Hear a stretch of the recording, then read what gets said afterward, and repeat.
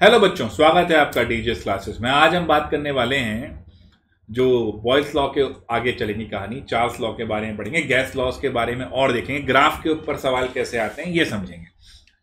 Sir graph के ऊपर सवाल, अभी लो जी। देखो भैया, ये हमारा प्रेशर, ये हमारा वॉल्यूम,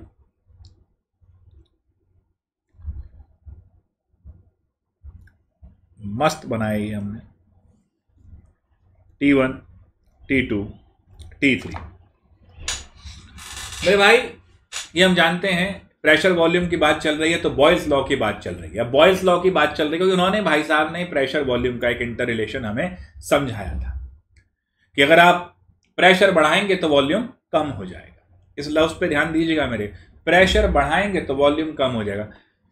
ऐसा कई बार लगता है कि वॉल्यूम बढ़ाने से प्रेशर कम हो जाएगा, लेकिन सही मायने में यह बात है कि प्रेशर बढ़ाएंगे वॉल्यूम कम। गैस को दबा रहे हैं, प्रेशर बढ़ा रहे हैं, गैस सिकुड़ रही है। टेम्परेचर हमारा कांस्टेंट था। टेम्परेचर कांस्टेंट होने का क्या मतलब था भाई? Just a second. Temperature constant होने का मतलब था कि आइसोथर्मिक बात चल रही है, आइसोथर्मल प्रोसेस की तरह बात चल रही है, तो ऑल दीज आर आइसोथर्म्स। ये भी कर्व, ये भी कर्व, ये भी कर्व, इस पे सारे पॉइंट पे टी जो है वो कांस्टेंट होगा। चलो जी, बहुत बढ़िया बात है, रिकॉर्डिंग से चलती भी। हाँ, बट अब आपसे पूछा गया कि भाई T1, T2, T3 के अंदर क्या रिलेशन है। अब मजा आया, कौन बड़ा है? T1 बड़ा है, T2 बड़ा है, T3 बड़ा है? रिलेशन बता दे भाई। पॉज करो वीडियो, सॉल्व करो। हाँ तो भैया सॉल्व कर लिया। आइए जरा,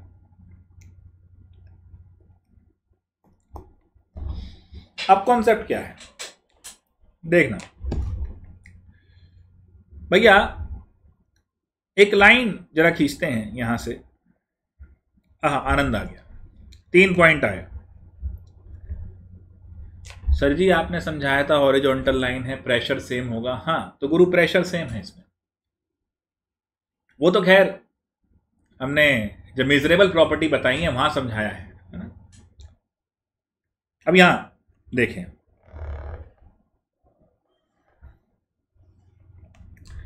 तो मेरे बच्चों यहां पर क्लियर दिख रहा है कि जो हमारा वॉल्यूम, ये वाला वॉल्यूम, ये वाला वॉल्यूम और ये वाला वॉल्यूम, तो ये वाला वॉल्यूम ज्यादा है, यानी T1 पर वॉल्यूम ज्यादा है, कीपिंग द प्रेशर कांस्टेंट। देखो वैसे तो ये सब आइसोथर्म्स हैं, अलग अलग हैं, अलग अलग टेम्परेचर है। अब सोचो, प्रेशर कांस्टेंट हो गया इस वाली बात पे और वॉल्यूम ज्यादा है T1 पे, तो T1 भी तो ज्यादा होगा। वैसे ये चार्ल्स लॉ है, बॉयल्स के ग्राफ में दिखा रहे हैं हम। ये क्या कर रहे हो सर? अरे देखो, कर नहीं रहे, कंडीशन, आपस में तीनों लिंक हैं। याद है मैंने कहा था दो को स्टडी करना है तो एक को कांस्टेंट करना पड़ेगा। तो यहां पर आपने बेसिकली प्रेशर को कांस्टेंट कर दिया तो वॉल्यूम और टेम्परेचर का रिलेशन आ गया। तो इसका मतलब सीधा हुआ, V जो था T1 पे सबसे ज्यादा था वॉल्यूम, तो T1 सबसे बड़ा, फिर T2 और फिर T3। समझ में आ गई ये बात? कितना सिंपल है गुरु। अरे वॉल्यूम और टेम्परेचर का रिलेशन अगर नहीं जानते तो चार्ल्स अंकल की आत्मा बहुत बुरा मानेगी। आइए चार्ल्स लॉ के विषय में पढ़ते हैं। चलो जाके पानी उबाल लो, टेम्परेचर बढ़ाने से वॉल्यूम बढ़ने का सिद्धांत समझ में आएगा।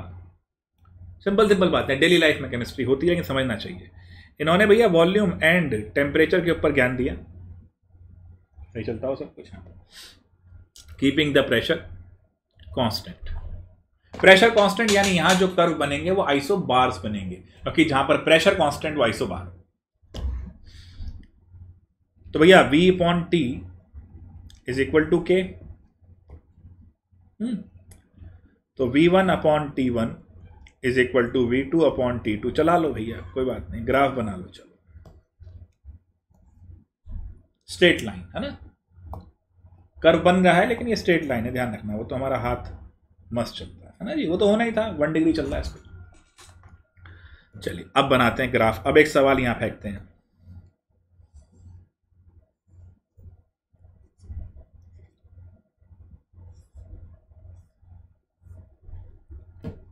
P1, P2, P3 करो पॉज, सोचो क्या होगा, कौन ज़्यादा होगा। मेरे बच्चे बड़ी सीधी सी कॉन्सेप्ट है, सॉल्व कर लिया। अब देखो लाइन मारना सर, लो जी मार ली भैया लाइन, लाइन मार ले रे बाबा, लाइन मार ले, लाइन मार लिया। ये टेम्परेचर ज़्यादा है, यानी सेम वॉल्यूम है, बट उस वॉल्यूम को अचीव करने के लिए ज़्यादा टेम्परेचर लगाना पड़ा। बस यही समझ में आ गई बात। सेम वॉल्यूम को अचीव करने के लिए ज़्यादा टेम्परेचर लगाना पड़ रहा है, यानी सेम फैलाव लाने के लिए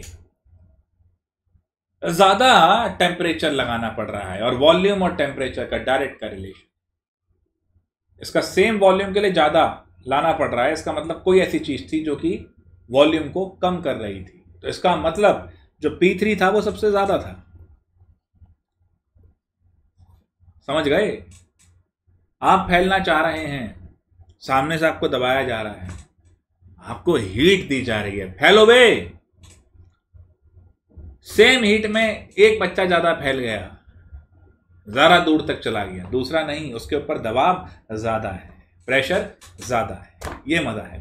क्या बढ़िया चार्ल्स लॉ का सिचुएशन है। चार्ल्स लॉ के एक सिद्धांत में एक चीज़ ध्यान रखना, मान लो 0 डिग्री सेल्सियस ले लिया गुरु हमने, 0 डिग्री सेल्सियस पे वॉल्यूम है मेरा पास V0, और T डिग्री सेल्सियस पे हमने देखना है ये VT है जी, VT, मुंबई वाला नहीं बाबू, VT वॉल्यूम है, टेम्परेचर T।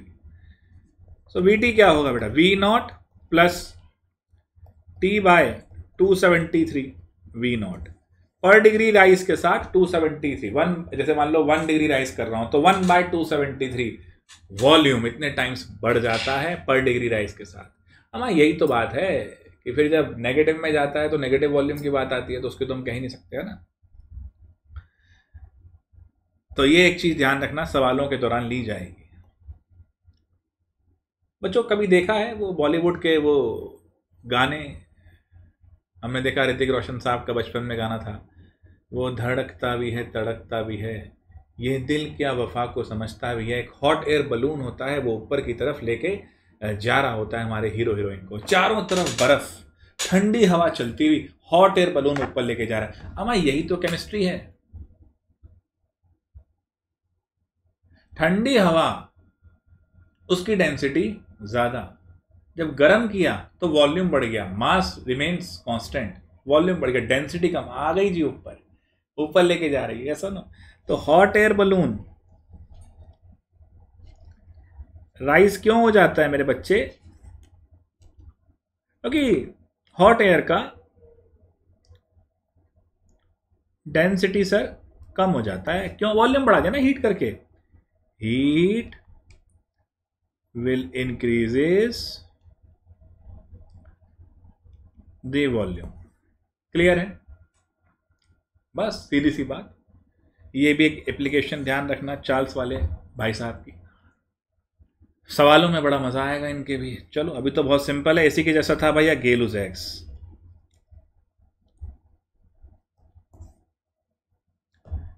वो प्रेशर टेम्परेचर चिपका गए भैया, pressure and temperature keeping the volume constant, isochore हो गए यहां पे कर।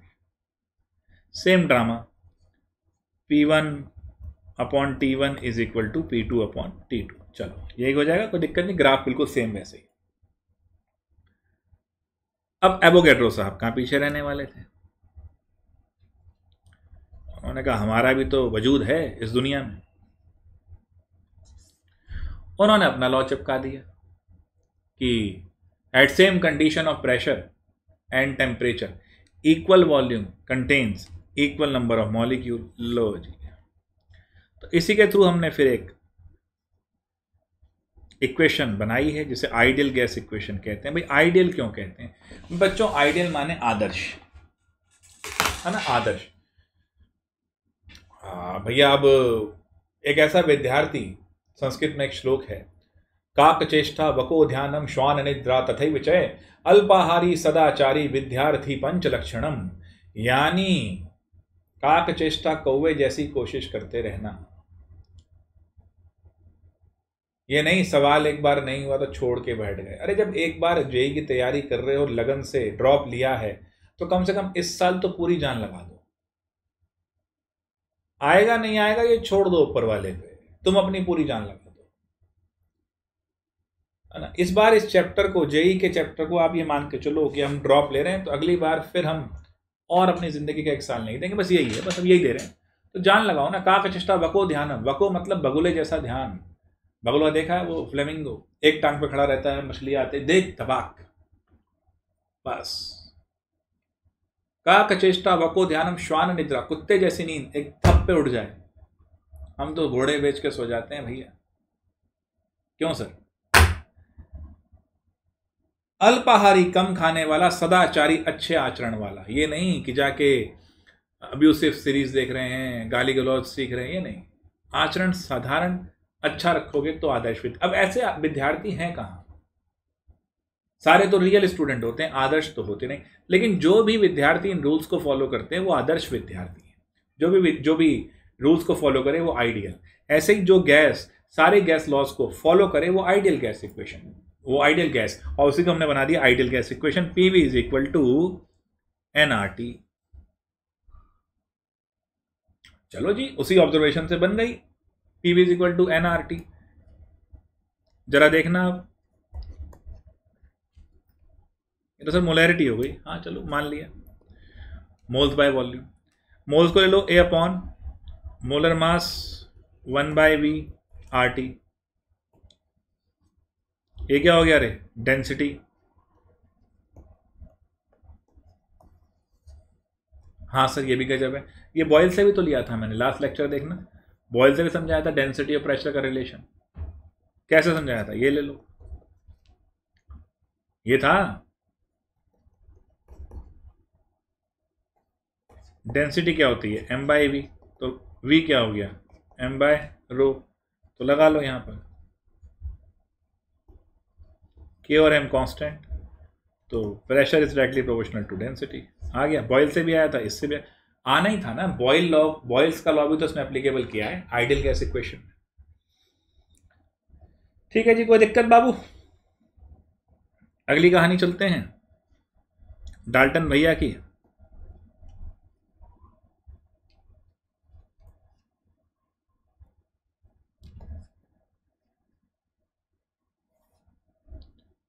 इन्होंने क्या बोला, एक छोटा सा एग्जांपल ले लेते हैं, कहानी समझ में आ जाएगी। मान लो मैं और आप और एक और हमारा दोस्त, मान लो गौरव, और आप हो गए यू, और एक और हमारा फ्रेंड। हम समोसे खाने गए, मैंने खाए 2 समोसे, आपने खाए 1 समोसे, हमारे फ्रेंड ने भी खाया 1 समोसा। टोटल समोसे हो गए 4, बिल आ गया 60 रुपये। अब बिल बांटेंगे हम, मैंने खाए 2 आउट ऑफ 4 इंटू 60, तो ये मेरा पार्शियल बिल है। तो मेरा पार्शियल बिल कैसे आया बेटा, partial bill is equal to, मैंने खाए थे 2 समोसे अपॉन टोटल समोसे इंटू टोटल बिल, यही आया। मतलब एक तरह से देखा जाए तो मेरा जो पार्शियल बिल आया 1/2 इंटू 60, दैट इज 30। ऐसे ही पार्शियल बिल तुम्हारा आ जाएगा 1/4, ऐसे ही पार्शियल बिल फ्रेंड का आ जाएगा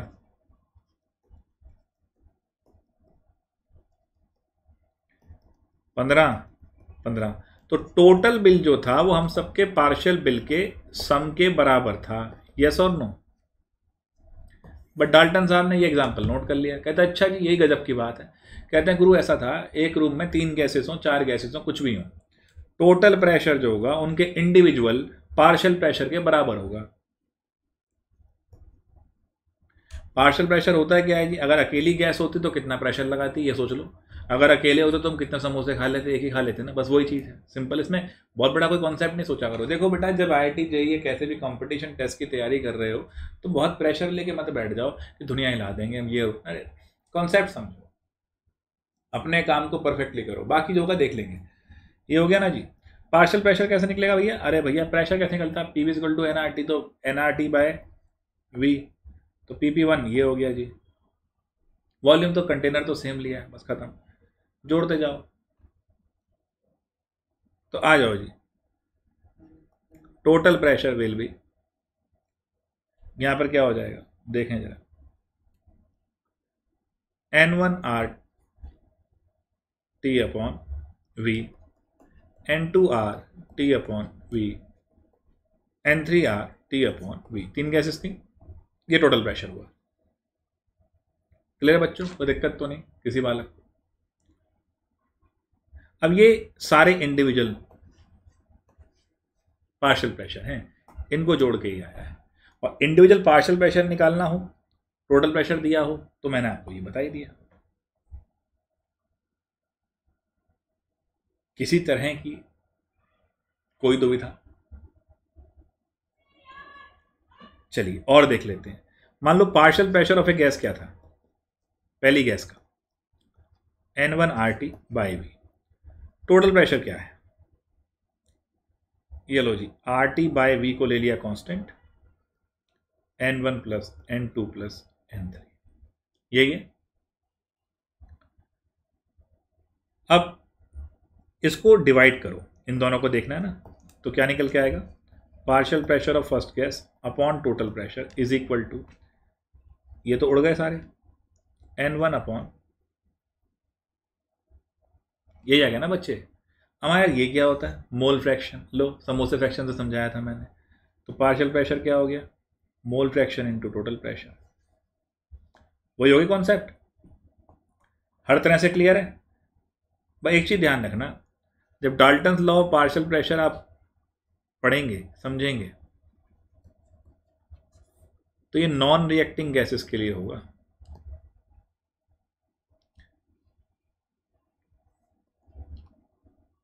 समोसे सबको अलग अलग खाने, ये नहीं आदत एक गस्सा तू खा ले 2 गस्से मैं खा लूँ, ऐसे नहीं। रिएक्टिव गैसेस नहीं, पता लगा हमने गैसेस मिलाई थी, वो तो रिएक्ट करके नया प्रोडक्ट बना दिया, वो तो रिएक्शन हो जाएगी ना यार, फिर काहे का पार्शियल, है ना। तो नॉन रिएक्टिंग गैसेस के लिए होगा। ऐप के अंदर स्टेट्स ऑफ मैटर के ये पहला लेक्चर और सेकंड लेक्चर हैं, असाइनमेंट भी अपलोड हो चुकी है, उसको पूरा कर लो। एटॉमिक स्ट्रक्चर के सेकंड जो था उसकी असाइनमेंट भी ऐप पे अपलोड करिए, वीडियो सॉल्यूशन, कुछ वीडियो सॉल्यूशन ऐप पे रहेंगे। और वो ध्यान रखना भैया, ऐप भी तो डाउनलोड करो यार कम से कम, है ना, कुछ मज़ा भी तो है कि यहाँ पे बच्चे लगे हुए हैं, मेहनत कर रहे हैं, हम भी कर रहे हैं।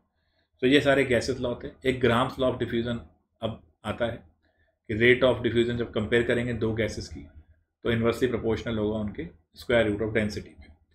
वो करा के इन सभी गैस लॉ के ऊपर न्यूमेरिकल कर लेंगे, और न्यूमेरिकल करने के बाद जो है फिर हम काइनेटिक थ्योरी ऑफ गैसेस जो इनको समझाएगी वो देखेंगे। बच्चों जोश तब आता है जब आप लोग कमेंट के अंदर बताते हैं कि हाँ सर ये समझ में आ गया है, आगे बताइए। आपकी शांति हो जाती है तो हमारा जोश, भाई कोई कवि, मैं बार बार कहता हूँ, कवि को सुनने के लिए श्रोता चाहिए, बस तभी हमारी कविता का आनंद आएगा। तो चलिए आज के लिए इतना ही। गैस लॉ हमने कवर करा दिए सारे, बहुत शॉर्ट में, 1 शॉट में। चलिए करिए फटाफट, ठीक है। मिलते हैं अगले सेशन में।